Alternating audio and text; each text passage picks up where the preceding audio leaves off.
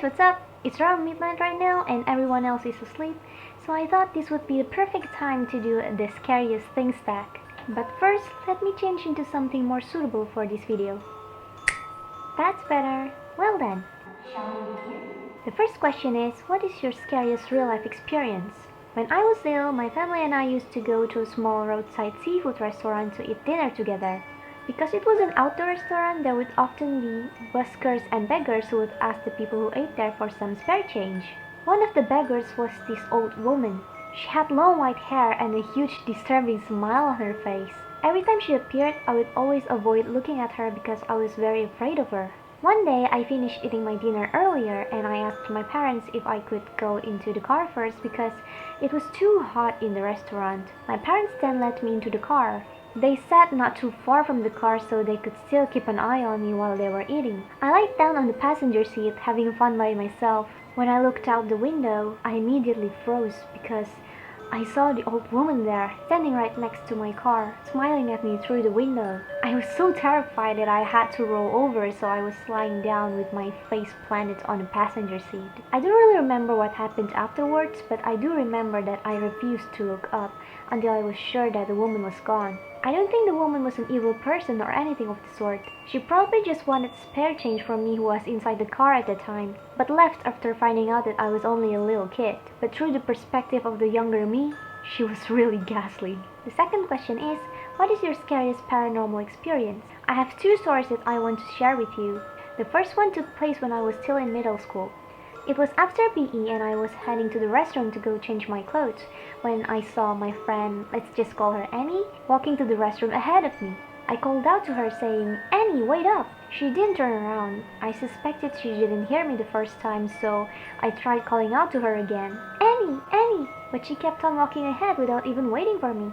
She then took a turn to the small aisle that led to the girls' restroom. I followed behind her. When I entered the restroom, I saw that Annie wasn't there. After I had finished changing my clothes, I went back into the class and I saw that Annie was at her desk already in her regular uniform. When I asked her if she had gone to the restroom earlier when I called out to her, she told me that she had been inside the class the whole time. The second story happened last semester.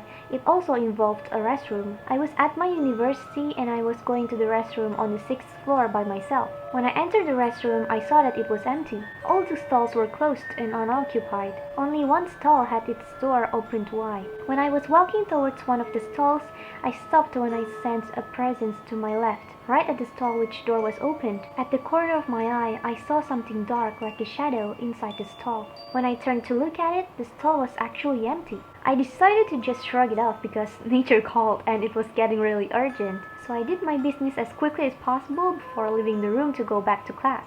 Sometime later, my friends were telling horror stories about our campus. They told me about the places that were assumed to be haunted and had to be avoided. One of them was the restroom on the 6th floor. Then I asked them what kind of ghost resided in that restroom, and then they told me that the ghost had a dark form, sort of like a shadow.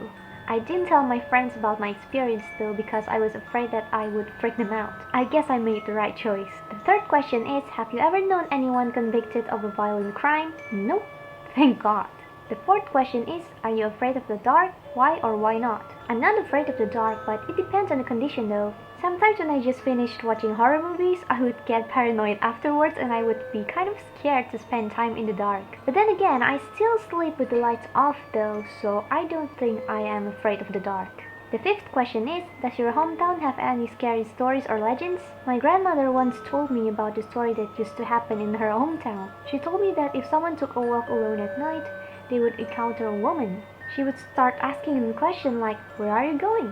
Then when the person answered with something like, "To the market," she would ask them again, "What for?" Then the person answered, "To buy some eggs." The woman would again ask, "Why are you buying some eggs?" And it would go on and on forever until that person was unable to provide any answer for that woman. When that happened, the woman would reveal her true form. Her eyes would open really wide until they looked like they were about to pop out of her sockets, and her tongue would extend really long until it touched the floor. I'm not sure what would happen after that though. No one had stayed long enough to know what would have happened if they did. I would surely faint on the spot if I were in their place. The sixth question is, what is your favorite urban legend? I honestly don't really like urban legends because they are so horrifying. Even though I've read through so many urban legends before, I kinda have a sick obsession with the things I'm afraid of. But one urban legend that I'm most interested in is Hanako-san. It's a Japanese urban legend about a small girl who haunts school bathrooms. What is it with me and bathrooms? It is believed if you go to the third stall in the girl's bathroom on the third floor and you knock on the door 3 times and ask, "Are you there, Hanako-san?" you will hear a voice saying, there are many variations as to what will happen after you hear Hanako answering you, but I like the one where she just disappears right after you open the toilet stall. The 7th and final question is, what is your scariest nightmare? I actually turned my scariest nightmare into a story which I once posted to my Tumblr. If you want to read it, you can check the description box below for the link. Basically, I dreamt of the pregnant woman who got her fetus ripped out of her body and eaten by a monstrous cannibalistic boy. Well then, that is all for today, guys. I know this video is a bit different than usual, but I hope you guys still enjoyed it nonetheless. I'm planning to alternate between making useful videos and random ones every now and then, because I simply cannot post tips and advice videos every single time, as it would wear me out a lot. Now I have a question for you guys. What is your scariest real life or paranormal experience? Please share it with me in the comment box below, because even though horror stories are terrifying, I'm very intrigued by them. Oh yeah, one more thing. If you guys would like to suggest some video ideas for me to make, then please let me know, because I'm sure it will help me out a lot.